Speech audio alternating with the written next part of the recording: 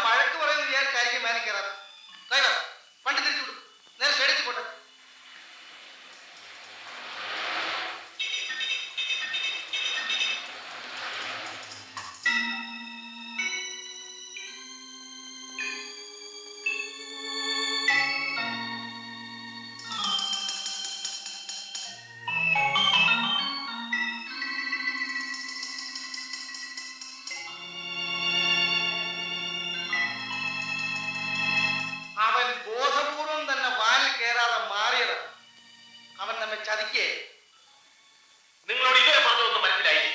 നിങ്ങൾ എത്ര നിർബന്ധിച്ചാലും നാളത്തെ കളിയുടെ കഴിയാതെ നിങ്ങൾക്ക് പോകാൻ പറ്റില്ല. இது என்ன நியாயம் சார்? இன்னைக்கு மேட்ச் முடிஞ்ச உடனே என்ன அனுப்புறேன்னு தானே சொன்னீங்க. நாளைக்கு நான் கச்சேரிக்கு கோயம்புத்தூர்ல வாசிக்கணும் சார். ഇത് ഞങ്ങൾ മനഃപൂർവ്വം ചെയ്താണ്. ഇന്നത്തെ കളി നാളത്തെ കൂടി നീളുമെന്ന് ഞങ്ങൾ ആരെങ്കിലും വിചാരിച്ചു? ஐயோ, இது ரொம்ப அக்கிரமமா போச்சு. இந்த மாதிரி நீங்க யாரையும் சதி செய்யக்கூடாது சார். எனக்கு இப்பவே இந்த கோச்சு பிள்ளை சாரை பார்க்கணும். അതിന് ഞാൻ കൂടെ സമ്മതിക്കട്ടെ. താൻ കോച്ചുകളെയും കാണുന്നില്ല, ഒരു പാച്ചുകളെയും കാണാൻ പോകുന്നില്ല. നാളത്തെ കളിയുടെ കഴുതരട്ടെ. അതുവരെ മര്യാദയുടെ കഴിയും നടന്നു. தயவுசெய்து நான் சொல்றது கொஞ்சம் கேளுங்க சார். கோயம்புத்தூர் பாட்டிக்கிட்ட இருந்து 2 மாசத்துக்கு முன்னே நான் அட்வான்ஸ் வாங்கிட்டேன். நான் கண்டிப்பா கல்யாணத்துக்கு போய் வாசிக்கணும் சார். இல்லைன்னா நான் கொண்டு விடுவாங்க சார். என் குழப்ப கெடுத்துறாதீங்க சார். எப்படியாவது நீங்க இன்னைக்கு என்ன அனுப்பிச்சுதான் ஆகணும். വീരാസ്വാമി, തന്നോട് അവസാനമായ ഒരു കാര്യം പറഞ്ഞു. താൻ എത്ര ശ്രമിച്ചാലും എന്തൊക്കെ സംഭവിക്കുമെന്ന് പറഞ്ഞാലും നാളത്തെ കളിയുടെ കഴിയാതെ നീ പോകാൻ പറ്റില്ല. അതിനു മുമ്പ് പോകണമെന്ന് നമുക്ക് മണം കൂട്ടിയാൽ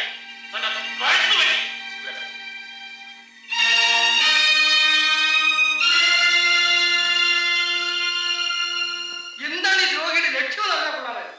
നാളത്തെ കളിക്ക് പങ്കെടുക്കുന്നുണ്ടോ, അവ നാട് കിട്ടോ, അവ ചത്തോ ഒന്നും മനസ്സിലാകുന്നില്ലോ. എനിക്കോ മുതലാളി കൊടുത്തേച്ചാ മതി. സംഭവിച്ചിരിക്കുന്ന എന്തൊക്കെയാണെന്ന് അറിഞ്ഞാൽ കൊള്ളാമായിരുന്നു. ഞാൻ പറഞ്ഞുതരാം. മാത്യു കോശി പണം കൊടുത്ത് അവരെ വിലക്കെടുത്തു. വേറെ ചെലവൊന്നുമില്ല. കാക്കേഴ്സിൽ പണവുമായിട്ട് വന്നപ്പോ ഞാൻ അകത്തോട് പറഞ്ഞ് വാങ്ങിച്ചില്ല. ഞാൻ പോലീസിൽ തെളിച്ചുകൊണ്ട് വാങ്ങി. ഇതാണ് സംഭവം. അവന്റെ അത്യാവശ്യം പ്രമാണിച്ച് തൃശ്ശൂര് അവന്റെ മറ്റവരെ കാണാൻ പോയിരിക്കുന്നു. നാളെ കളിക്കുമ്പോൾ എത്തിക്കോളാം. അവന് നേരിട്ട് പറഞ്ഞിട്ട് പോകരുത്. എന്റെ മുമ്പ് ധൈര്യമില്ല. അതുകൊണ്ടല്ലേ ഈ വെട്ടിച്ചൊടിച്ച് കളിക്കുന്നത്. പരമദ്രോഹി, വഞ്ചകൻ.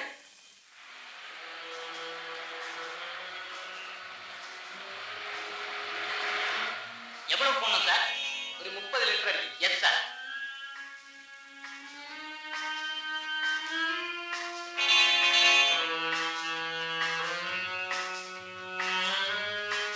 ஏப்பா இங்க இருந்து கோயம்புத்தூர் எத்தனை மைலப்பா? 2 மைல் தான்.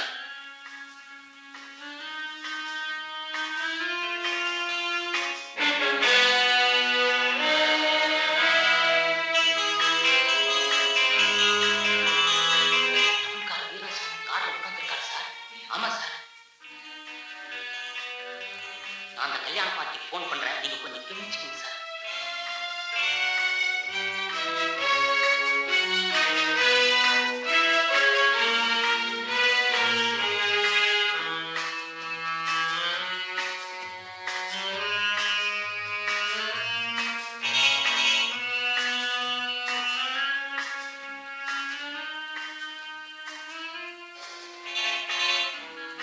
சரி, இந்த 10 வயசுல ஆயிடும்.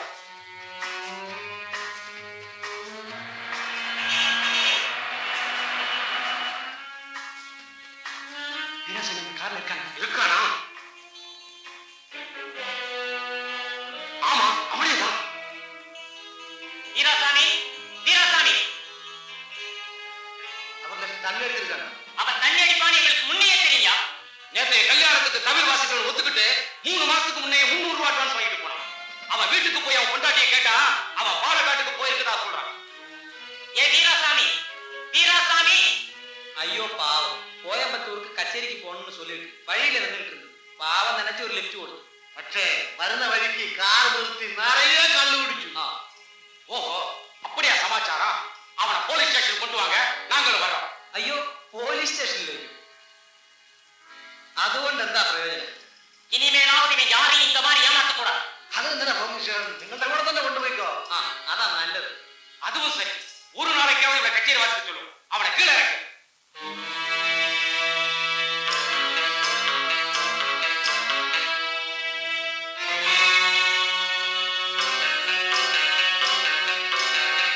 முடியெல்லாம் வெட்டிட்டு மைனர் மாதிரி சுத்துறான். மனுஷன் இப்படியும் பிடிப்பான். അവൻ അവരോടൊന്ന് ചുരുട്ടതാണ് അർത്ഥം. എന്ന് പറഞ്ഞാൽ നമ്മളും പോലീസ് സ്റ്റേഷനിലേക്ക് പോകണ്ടേ? അത് ഇതിനേക്കാൾ ഏറെ അബദ്ധമാവില്ല.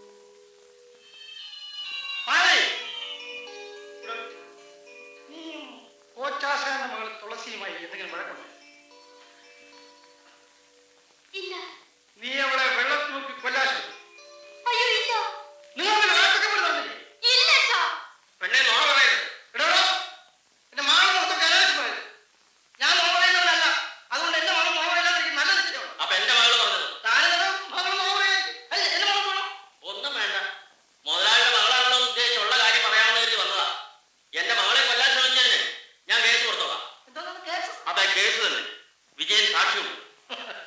ശരിയായി. തൃശ്ശൂര് തന്റെ സ്വന്തം വീട്ടിൽ പോയിരിക്കുന്ന വിജയനെങ്ങാണ് ഈ സംഭവത്തിൽ സാക്ഷി. അപ്പൊ താൻ പറഞ്ഞു മുഴുവൻ നുണയാണെന്നല്ലേ? വിജയൻ വീട്ടിലും പോയിട്ടില്ല, തൃശ്ശൂരും പോയിട്ടില്ല, ഇവിടെ തന്നെയുണ്ട്. എങ്ങനെയാണ് സാക്ഷി പറയാൻ പോകുന്നതെന്ന് കോടതിയിൽ വെച്ച് കാണിച്ചത്. ഇയാൾ എന്തൊക്കെയാണ് മോളെ പറഞ്ഞിട്ട് പോകുന്നത്? നീ വിജയനെ എവിടെയെങ്കിലും വെച്ച് കണ്ടോ? കണ്ടച്ച. തൃശ്ശൂർ പോയെന്ന് പറഞ്ഞ നുണയാണല്ലോ.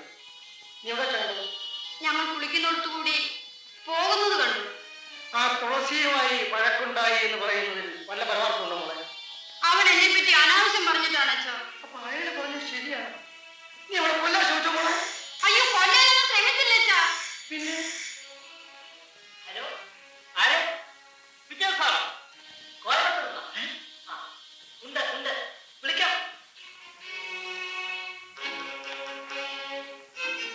വിജയ, bloody rascal, fool. നീ കോയമ്പത്തൂരുള്ള കുണ്ടയാണെങ്കിൽ എനിക്ക് പുല്ല് തരണ്ട. നീ ഇവിടെ പെമ്പിളെ കുളിക്കുന്നിടത്തൊക്കെ ചുറ്റിയാണെന്ന് കോയമ്പത്തൂർ നീ ഫോൺ ചെയ്യുന്നില്ലടാ rascal. നീ ഫുട്ബോൾ കളിക്കുന്നുണ്ട്, ഞാൻ ഫുട്ബോൾ ടീമാണ് തന്നിട്ടുള്ളവരാ. നീ ഇല്ലാതെ കളി ജയിക്കാൻ ഞാൻ നോക്കട്ടെ. മേലാണെന്ന് ഞാൻ കണ്ടുപോകട്ടെ. കണ്ടാൽ ദൈവം കുത്തുള്ളേ rascal. Hello hello hello hello, എന്നാ വെച്ചിട്ടാ?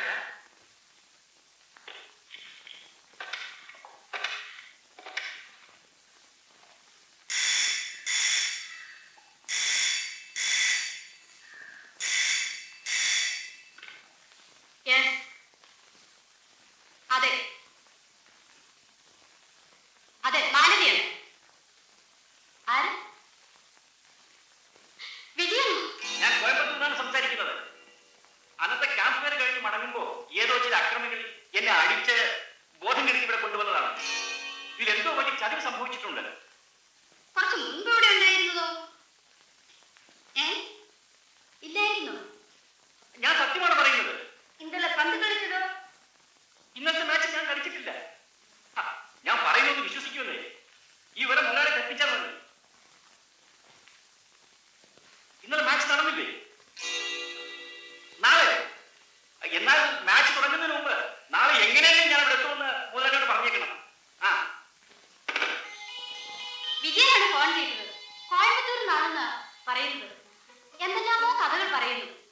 അയാളെ ആരോ ബോധം കെടുത്തി ബലമായിട്ട് മിനിഞ്ഞാന്ന് കാറിൽ പിടിച്ചോണ്ട് പോയത്രേ. ഇന്നലെ കളിച്ച അയാളല്ലെന്ന്. ഇന്നലെ കളിച്ചത് അയാളല്ലെന്ന്.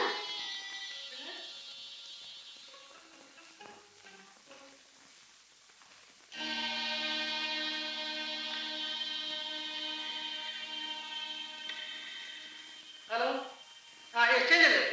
ഇത് 4466 ആണ്. ഈ നമ്പറിലേക്ക് കോയമ്പത്തൂരിൽ നിന്ന് ട്രങ്ക് ഉണ്ടായിരുന്നു. ഉണ്ടായിരുന്നു കോയമ്പത്തൂരിൽ നിന്ന് നോക്കി തരണം. ഉണ്ടായിരുന്നു.